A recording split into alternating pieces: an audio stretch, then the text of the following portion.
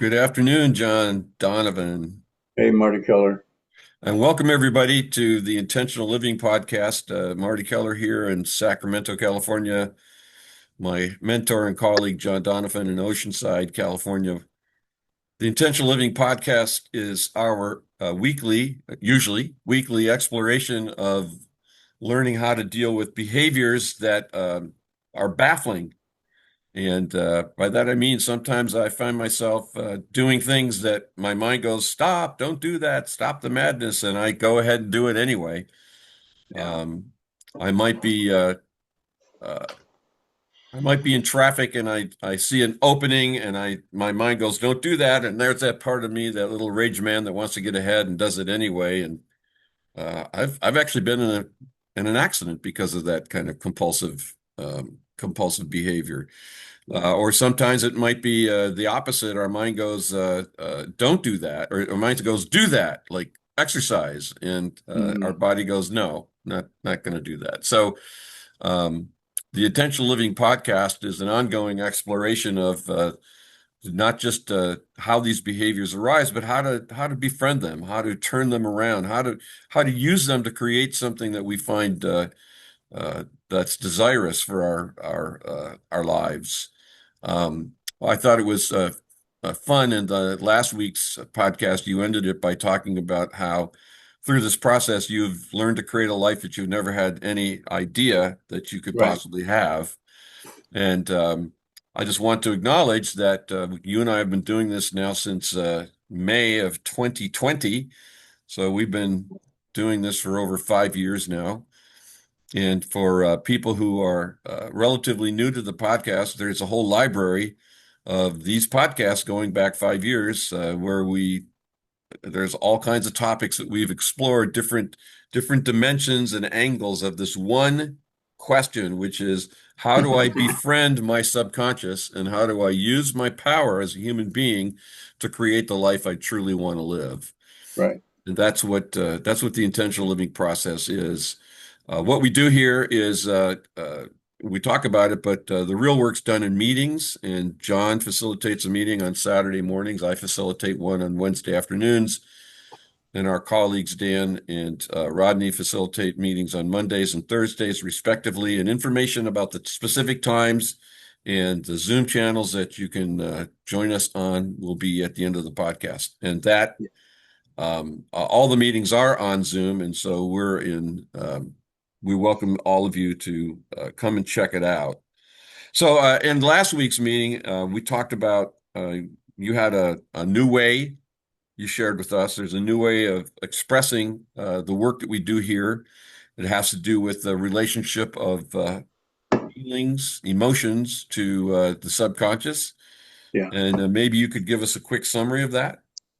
Well, what I heard myself say in the meeting this morning, and I wrote it down, is that feelings or body sensations have the information of the subconscious, which in the subconscious trauma, a lot of it is preverbal, nonverbal.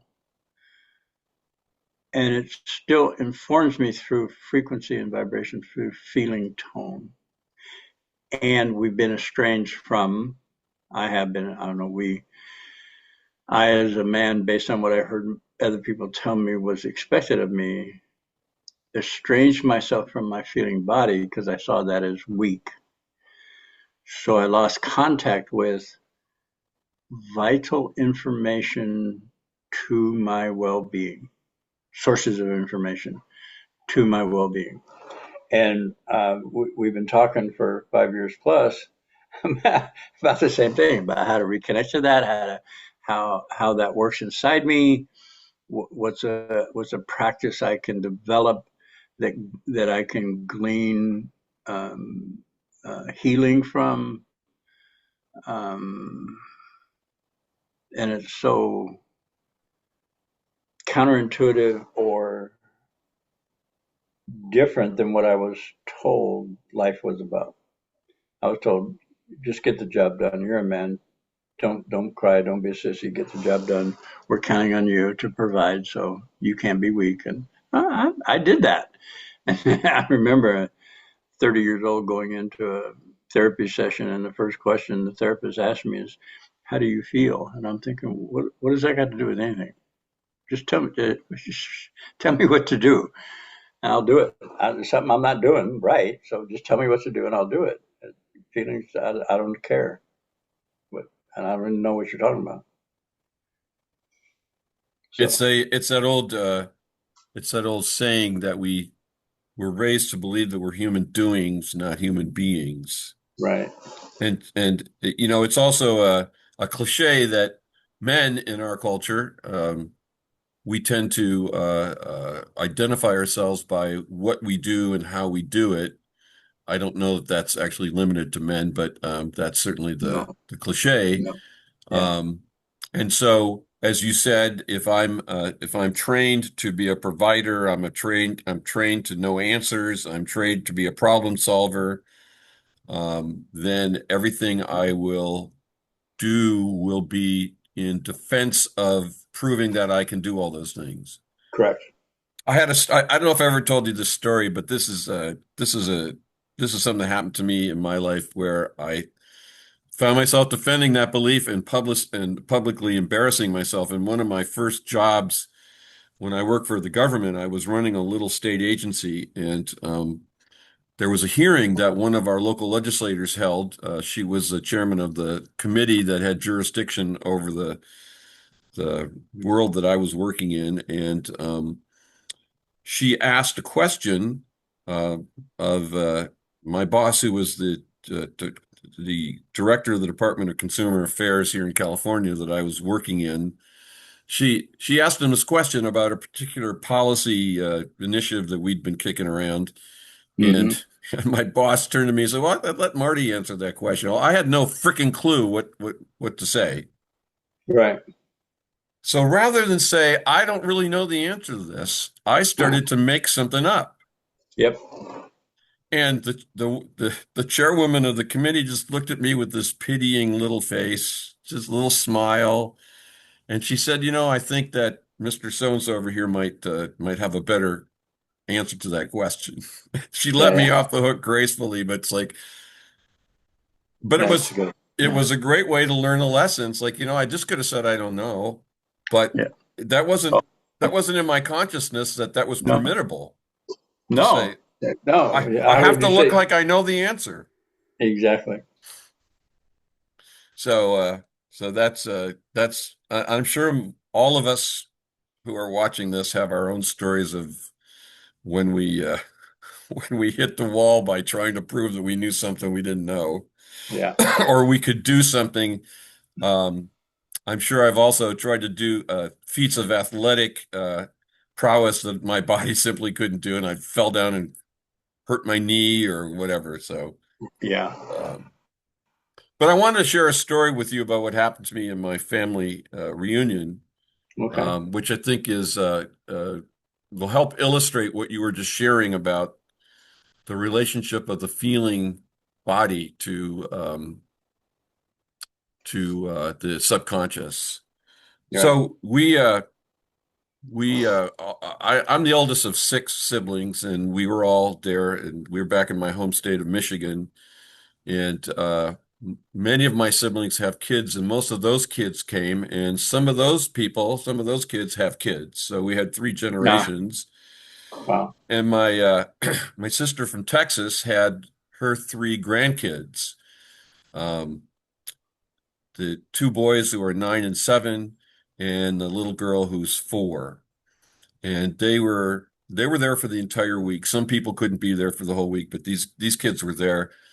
And my experience of them is they were like relentlessly and endlessly energetic. They were bouncing off the walls from dawn till dusk. They were screaming, they were laughing, they were playing tricks, they were playing games, they were playing on the swing set, they were playing at the basketball court. They were just endless, Yeah. endless, Yeah. endless Yeah. energy. And Yeah.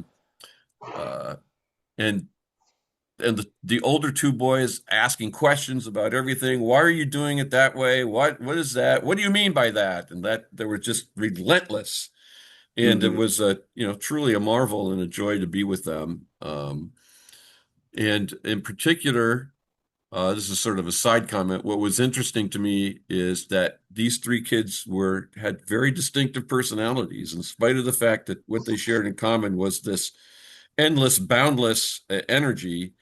Um, they were different in the way Yeah. they talked and expressed themselves and so forth.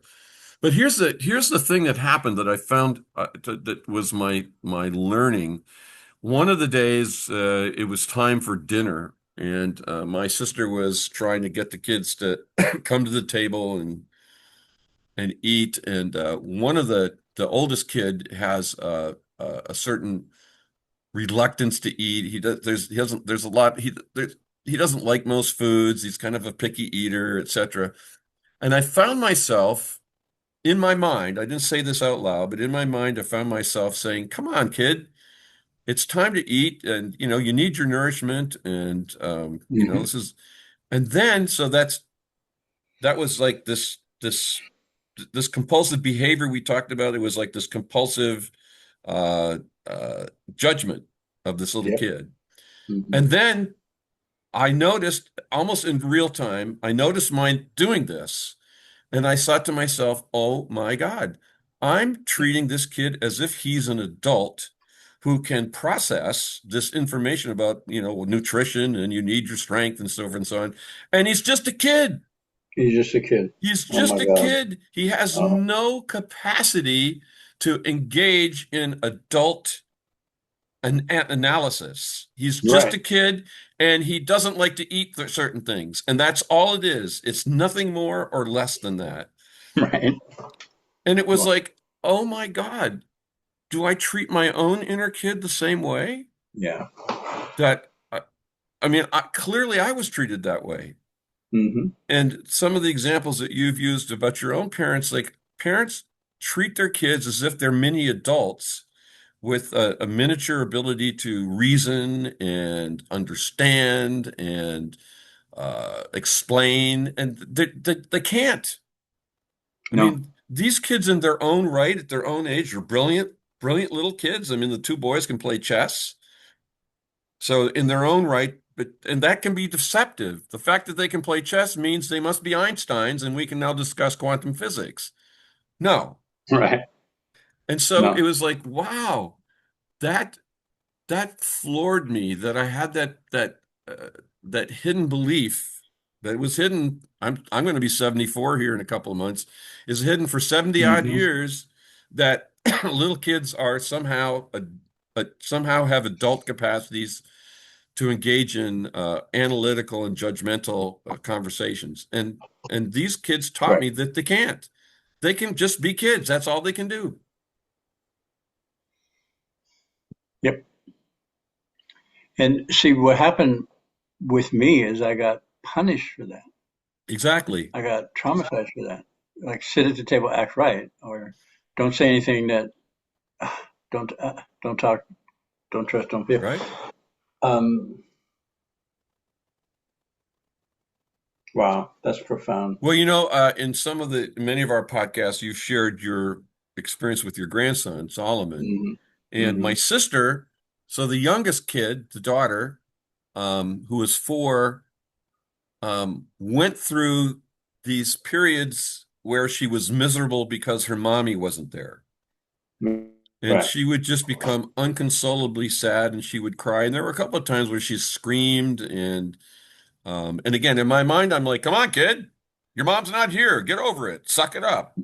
All right. No, Right. no, again, I didn't say that. Good, good, good. I would never have done that, but I could just notice that was like an initial reaction. Well, my sister did what you have shared that you've done with Solomon. And she would sit there with her, and she would just be with her, and she would say, yes, I miss your mommy too. Yeah, I wish you were here.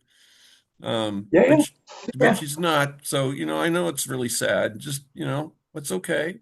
Just, Yep. do you want to do something else, or do you want to sit here and with me and just be sad?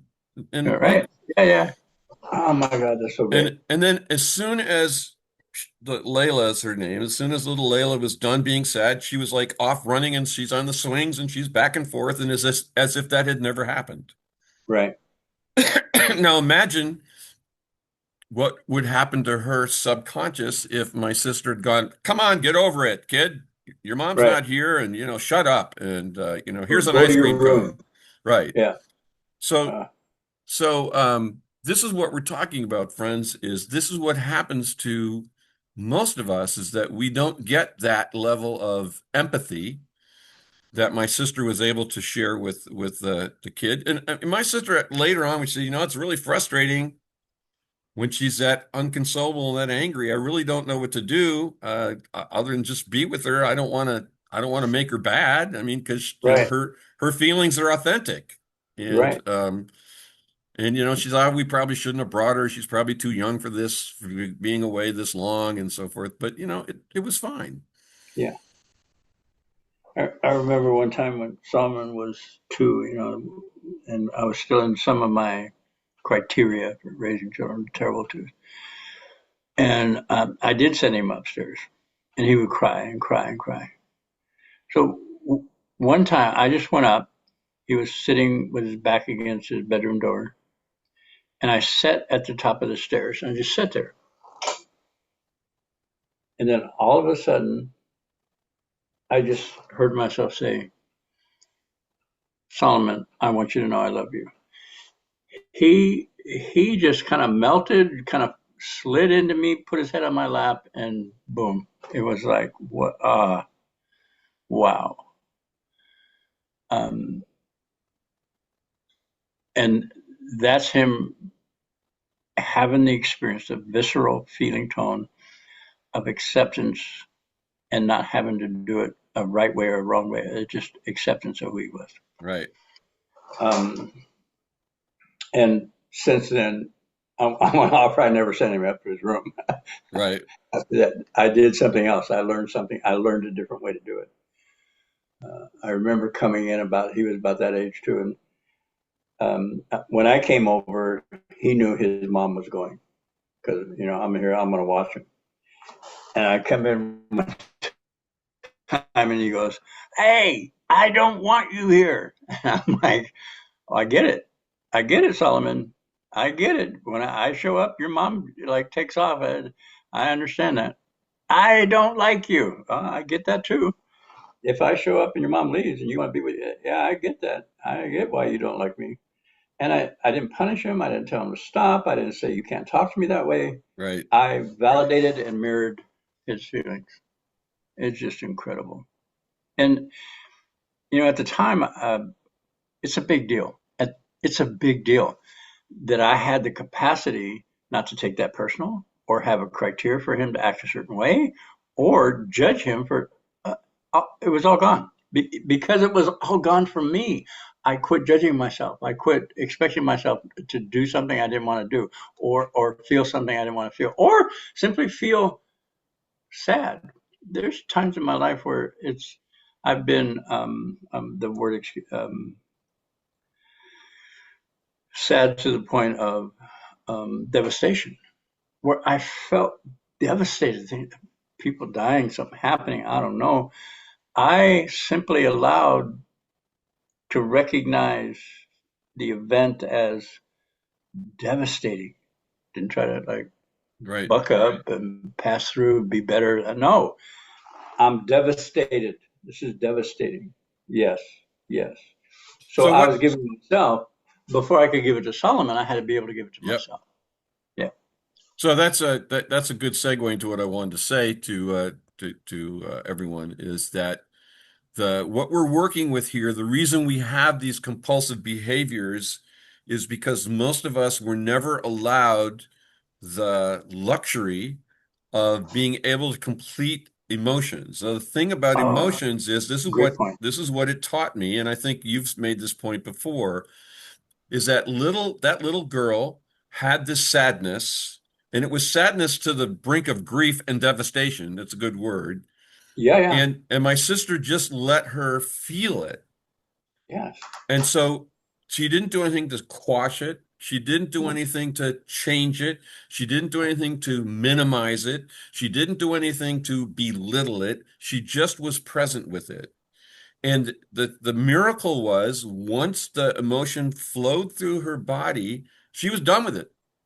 Yeah. And she was off and playing and giggling and laughing as if it had never happened. So what happens to too many of us is that we are not allowed to have that completion. Right. And so that incomplete, see if I get this right, John, Okay. that incompleted emotion somehow gets stuck.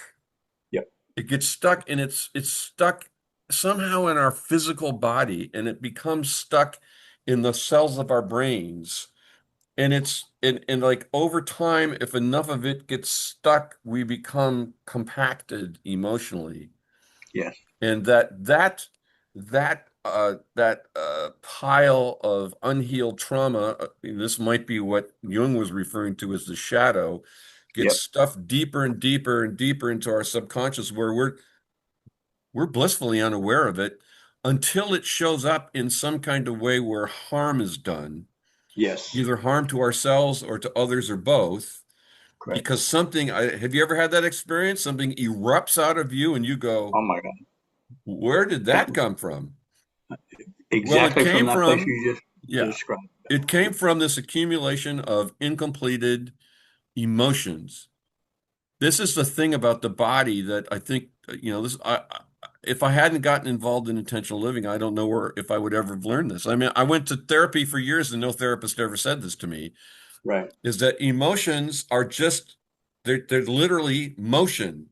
It's energetic motion through the body, starting often in the pituitary gland or other brain connected Yeah. glands, Yeah. Hmm. making secretions, hormones come out, and then muscles and nerves do things. And if we squeeze them down, we prevent them, we can actually end up with physical diseases. I have Crohn's disease, which is a chronic disease of degeneration of the intestines. Well, Yeah. does that come from squeezing things down for years Yeah. and years and years? Maybe, maybe. Yep. And so the And then intention, go ahead. well, I'd say the intentional living process is a liberating process because Yes. it allowed me, allowed you, it allowed people who are watching who have participated. It allows us to start letting those emotions out. And sometimes people have so much emotion compact, and it takes a long time. There's a lot of stuff that's been stuffed in there that Hmm. has to be given the opportunity and the freedom to come out. Yes. Oftentimes I've worked with people for years and they go, why am I still sad? I say, well, your childhood was really screwed up. What can I say? Yeah. Yeah. And there's a lot in there. Yeah, it's And and the layers good news upon is you're layers still upon. feeling it. Yeah. I wanna remark on what you said your sister, was it your sister or your Yes, niece? What your sister did for her niece her or granddaughter. granddaughter. She recognized her frustration as she was talking to her granddaughter. In other words, that's a mirror. Right, She held the frustration, but she didn't come out sideways. correct. She acknowledged her, I don't know what to do. Oh, that's frustration. And it was energetically passed on to her how to deal with frustration. Don't harm self, don't harm other people, don't judge, don't what just recognize the frustration. I don't know what to do. That's been my go-to anchor thing now. There's situations, if my truth is I don't know what to do, I say I don't know what to do. Nice deep breath, and I'll back it up with I need help. I'm open to whatever it is I don't know Right. that I could access through this feeling emotional body that comes out in imagination, inspiration, intuition for this specific event with my grandson or her with her granddaughter, and it works. It just Yeah. And so I think that for the purposes of our intentional living conversation, that we can essentially apply that lesson to ourselves and learn to treat ourselves with the exact same patience and compassion. So Yes. that, like, if I'll give you an example, I've been dealing with a cold for the last week or so, and there were a couple of days where I was just hacking and hacking, and I was coughing so much that I was actually having my stomach muscles hurt from all the coughing. Yeah, yeah, I know that. Yeah, I And know. uh and it's like in my mind, I'm like, I'm just gonna have to cough till whatever passes, and I'm blessing the virus in my body, and it's like okay, and I've cultivated patience. Now, the patience doesn't mean that I ignore the symptoms or I don't take care of Correct, myself. correct, If there's, if I need extra sleep or if there's medications I need to take, or if I even need to go see a doctor, I'm going correct. to go do it. But I no longer get angry at myself when I'm ill. If I get frustrated, and there were a couple of days where I'm just frustrated because I'm coughing so much and it hurts, it's Yeah, like, oh, okay, I'm frustrated. It's like I give myself permission to be frustrated. yes. So the same compassion that you gave Solomon or that my sister gave her granddaughter, we can give ourselves Yes. because we are still human. And being human means that we are endlessly emotionally involved with Yeah. ourselves. Yeah. There's always some level of emotion going on in our bodies. Right now, you and I are Oh. talking to each other, but Hmm. if I stop and I can feel, so, oh yeah, there's a little tension there in my stomach. There's always emotion going on. Yeah, yeah. And the human mind and the conscious, subconscious, the division is such that if we if we had to pay attention to our emotions 100% of the time, we'd never get anything done. Right, So there is there is the ability to kind of dial down and put it in the background until it becomes acute, right. and it can be acute sadness or it can be acute joy or ecstasy, Hmm. elation, as you said. Um, so the process that we're learning here is to learn. There's that phrase that some people use, emotional regulation. Yeah.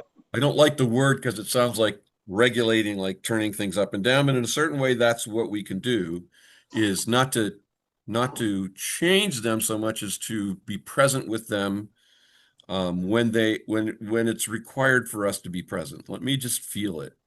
Right. And We can. let me just finish my thought. And Yeah. that cultivates patience Yes. because, like I said, we're always having emotion, and sometimes those emotions just require our attention. Hmm. And I intend to a- attend to my feelings with compassion and patience. Yes. There you are. There we have it. We solved the problem of the world. Okay. So this can be our last podcast. It's like, no, yeah. And the next time we'll talk about it differently, and yet the same thing over and over. And it works. This works. This process works. The good news is we're in the dialogue, Right. which before, I don't know what we'd have talked about, Marty, but it wouldn't have been this. Well, it's interesting. I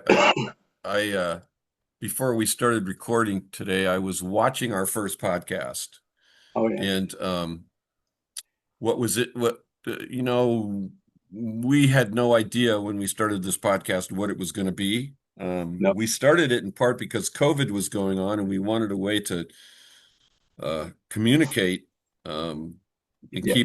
keep the information flowing about the work that we were doing, and to Right. find ways to continue to share and invite people. And our meetings had moved to Zoom at the time, and um, so it was just a way of trying to continue to share the information.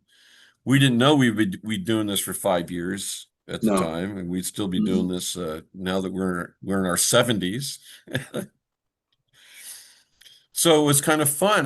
One of the things that you said in the the podcast, and because it was the first one, we just started out saying, well, how'd you get involved in this stuff? Was Right. that Yeah. kind of conversation. And you said, you talked about how we met at Christ Unity Church and the men's work that we were doing there. This is back in 2009, 2010, something like that. Hmm.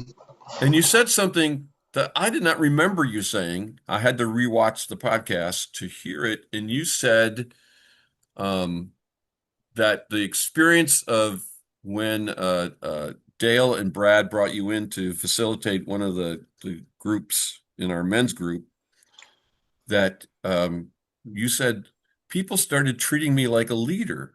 And you said, I'd never thought of myself that way before. And I started to think of myself as a Yeah. leader. Yeah. And I thought I didn't catch that, like I said, when you and I were actually talking, that sort of maybe went in one ear and out the other. Right. Or I was so obsessed with making sure we did everything right on the podcast, I wasn't paying close attention to what you were saying. Um, but that's kind of how this works. I mentioned that for people who may be thinking about checking out the process. We start learning things. We develop a habit of paying attention to our inner process. As I shared when I was watching my great nieces and nephews, I watched myself have a reaction to them, and I don't know if I could have done that 5 years ago. You're right.